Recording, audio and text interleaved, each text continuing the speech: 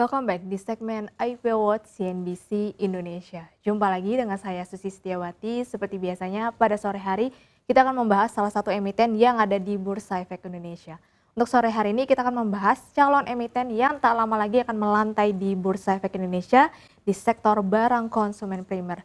PT Agro Bahari Nusantara Tbk atau dengan kode emiten UDNG yang akan listing di Bursa Efek Indonesia pada tanggal 30 Oktober 2023 dengan jumlah saham yang ditawarkan sebanyak 5 juta lot dan harga IPO yang ditawarkan berkisar 90 hingga 100 rupiah per lembar saham, di mana dana IPO-nya nanti yang diraih sekitar 45 hingga 50 miliar rupiah dan untuk market cap-nya berada di 157 hingga 175 miliar rupiah. Dan kira-kira siapa ya penjamin emisi dari IPO UDNG? Dan untuk penjamin emisinya di mana ada MNC Sekuritas dan juga di sini ada Valburi Sekuritas Indonesia dan di mana untuk IPO UDNG ini masuk dalam papan akselerasi. Dan yang menariknya di sini juga akan ada gratis waran di mana rasionya 5:4 atau di mana setiap pembelian 5 saham baru UDNG akan mendapatkan gratis 4 waran. Nah, lalu untuk apa saja nih penggunaan dana IPO dari UDNG?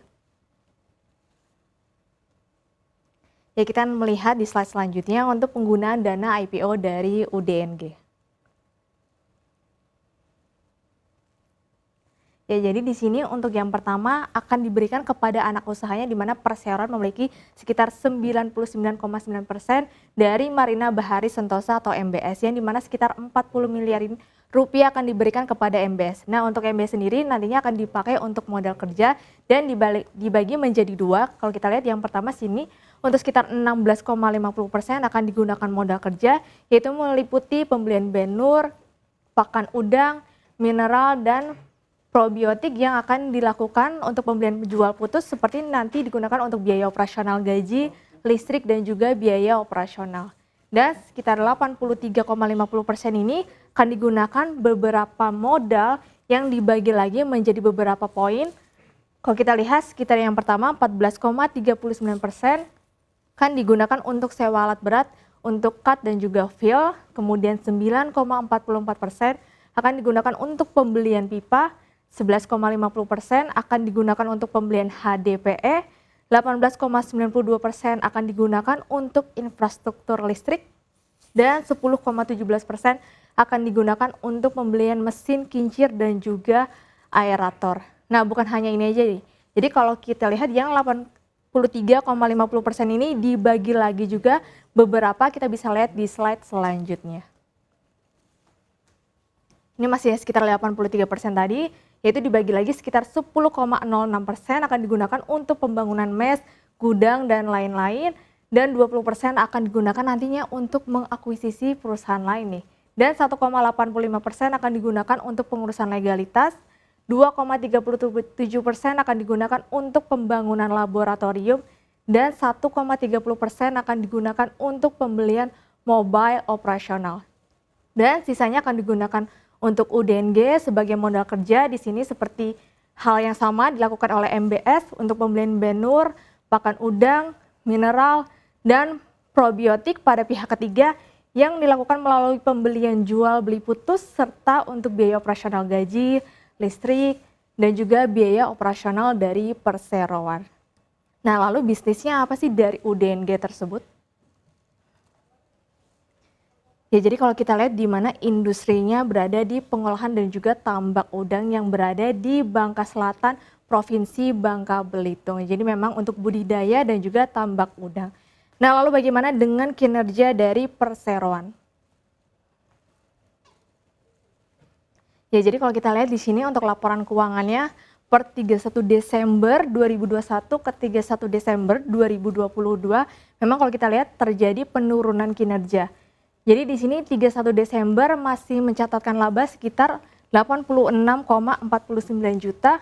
Namun sayangnya per 31 Desember 2022 justru harus mencatatkan kerugian sebesar 16,53 juta rupiah. Jadi kalau lihat di sini memang ada penurunan penjualan dari 5,95 miliar menjadi 3,99 miliar saja.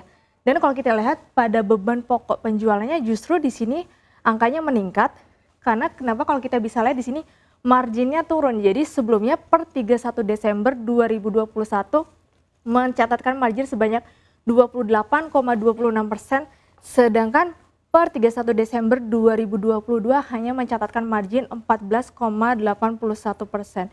Yang menandakan di sini bahwa ada peningkatan pada beban pokok penjualan di kala penjualannya menurun. Dan kita bisa lihat di 30 April 2022 di sini perseroan masih mencatatkan kerugian sekitar 965 juta rupiah dan di sini justru marginnya berada di angka negatif 50,15%.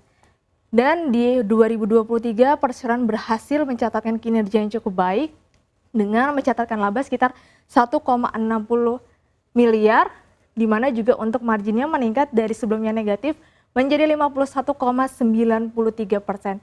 Dan di sini menandakan bahwa perseroan ini ada efisiensi biaya pada beban pokok penjualan dari sebelumnya 1,82 yang mencatatkan penjualan hanya 1,21 miliar saja, dan di April 2023 mencatatkan beban 1,8 miliar, namun untuk penjualannya sekitar 3,8 miliar yang meningkat sekitar 220%. Sehingga di sini ada efisiensi biaya dan juga ada peningkatan penjualan sehingga marginnya meningkat menjadi 51,93%. Dan kalau kita lihat di sini untuk rincian penjualnya, di mana untuk 100% kontribusi pendapatan perseroan hanya berasal dari penjualan udang saja di tahun 2023 dan juga tahun 2022. Dan bagaimana sih dengan rasio keuangan dari perseroan? Ya, jadi kalau kita lihat di mana tadi harga yang ditawarkan sekitar 90 hingga 100 rupiah per lembar saham. Dan kalau kita lihat di sini untuk book value atau harga kewajarannya hanya berada di 33,7 hingga 36,61 rupiah saja, yang menandakan bahwa harga IPO yang ditawarkan ini cukup over value, di mana PBV-nya berada di 2,67 hingga 2,73. Dan untuk price earning ratio atau rata-rata industrinya, di mana untuk budidaya dan juga tambak udang sendiri berada di 23. Dan untuk UDNG sendiri berada di 61,7 hingga 68,5, yang menandakan bahwa secara sektoral bahwa industri untuk UDNG ini sudah over value, di mana price earning ratio-nya berada di rata-rata industrinya di 23. Dan kalau kita lihat di mana untuk gross profit marginnya, di mana memang per 30 April tadi meningkat sekitar 51,93% dari sebelumnya justru berada di angka negatif. Dan kalau kita lihat di sini dalam menghasilkan laba bersih atau net profit marginnya berhasil mencetak angka 41,29%. Jadi kalau kita lihat di sini karena tadi ada efisiensi biaya, kemudian juga penjualan yang meningkat sehingga dalam menghasilkan laba bersih atau net profit marginnya juga tinggi di 41%. Dan untuk return on equity-nya di sini bisa dilihat angkanya juga cukup tinggi di 11,40%. Di sini sudah berada di angka rata-rata industrinya sehingga dalam mengelola modal terhadap laba bersih juga sudah cukup baik. Dan ada return on asset di bawahnya sekitar 10,56%, ini juga sudah berada di rata-rata industrinya sehingga dalam mengelola aset terhadap laba bersih juga sudah cukup baik. Dan kalau kita perhatikan di sini DER-nya sangat kecil ya, hanya 7,98% saja, yang menandakan bahwa kalau DER di bawah 100% dan sangat jauh di bawah 100%, menandakan bahwa ini dalam pengelolaan hutangnya ini cukup baik, yang dimana total modalnya jauh lebih besar dibandingkan dengan total hutangnya. Jadi kalau kita lihat total modal per 30 April ini sekitar 14 miliar rupiah dan hutangnya hanya sekitar 1,1 miliar rupiah saja. Jadi dalam membayar kewajiban terhadap modalnya cukup sehat. Dan kalau kita lihat di sini untuk current rasionya cukup tinggi sekali di 845%. Yang menandakan bahwa di sini adalah total aset lancarnya jauh lebih besar dibandingkan dengan total kewajiban lancarnya. Jadi kalau kita lihat di mana per 30 April 2023 total kewajiban lancarnya sekitar 1 miliar, namun aset lancarnya berkisar 8,8 miliar rupiah, sehingga dalam membayar kewajiban lancar terhadap aset lancarnya cukup baik. Dan bagaimana sih dengan kompetitor dari perseroan? Ya, di sini untuk kompetitornya atau pesaingnya di sini ada 3 emiten. Yang pertama PT Panca Mitra Multi Perdana Tbk atau PMMP, kemudian ada Sentral Proteina Prima Tbk atau CPRO, dan juga yang terakhir Sekar Laut Terbuka Tbk atau SKLT. Nah, jadi kalau kita lihat di sini untuk PBV-nya yang paling murah justru adalah PMMP, di mana PBV-nya di bawah 1, untuk CPRO sudah di harga wajarnya di 1,03, dan untuk UDNG dan SKLT sayangnya sudah over value. Dan kalau kita bergeser ke sampingnya di price earning ratio-nya sendiri, di mana rata-rata industri budidaya udang dapat dikatakan murah jika PER-nya di bawah 23. Sehingga di sini yang paling murah adalah PMMP dan juga CPRO. Untuk UDNG dan juga SKLT di sini sudah over value ya, karena untuk price earning ratio-nya sudah berada di rata-rata di 23. Dan bagaimana sih dengan prospek bisnisnya? Kita bisa lihat di bawahnya untuk prospek bisnisnya, yang dimana pertama Wakil Presiden Ma'ruf Amin menargetkan target ekspor komoditas udang khususnya di Indonesia itu sebesar 4,3 miliar pada tahun 2024 mendatang.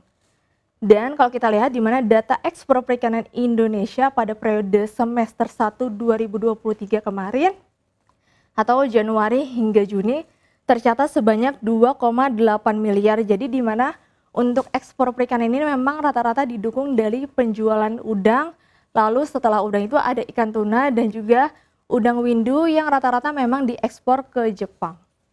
Dan yang terakhir di sini ada potensi produksi perikanan di Indonesia dapat menyentuh angka 12 juta ton per tahun, dan diperkirakan angka ini akan dapat meningkat sejalan dengan target ekspor komoditas udang hingga tahun 2024 sebesar 4,3 miliar US dollar. Nah, kira-kira untuk IPO UDNG layak dikoleksi atau tidak ya?